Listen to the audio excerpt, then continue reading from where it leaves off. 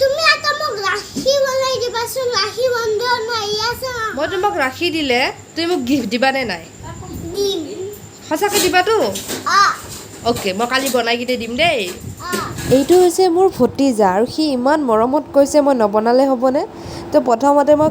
এটা ডাঠ কাগজ লৈ এনেকৈ বটলৰ খাপৰ এটাৰে এনেকৈ আঁকি লৈছোঁ আৰু সেইটো সৰুকৈ কাটি লৈ তাত মই ফেব্ৰিক কালাৰ ৰেড কালাৰটো চাৰিওফালে লগাই অকণমান শুকাই লৈছোঁ আৰু এতিয়া আঠা চাৰিও চাইডে দি কেইটামান গল্ডেন কালাৰৰ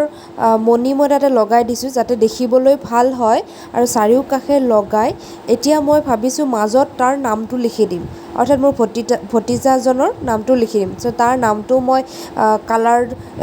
ব্ৰাছ এডালেদি ধুনীয়াকৈ লিখি লৈছোঁ আৰু লিখি লৈ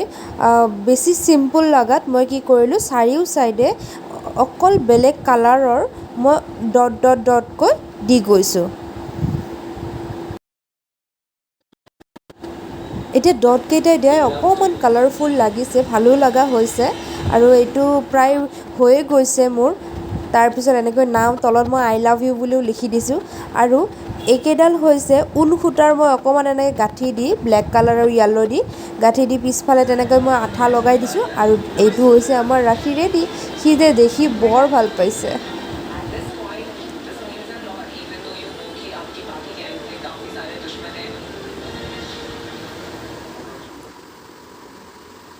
কেনে লাগিছে তোমাৰ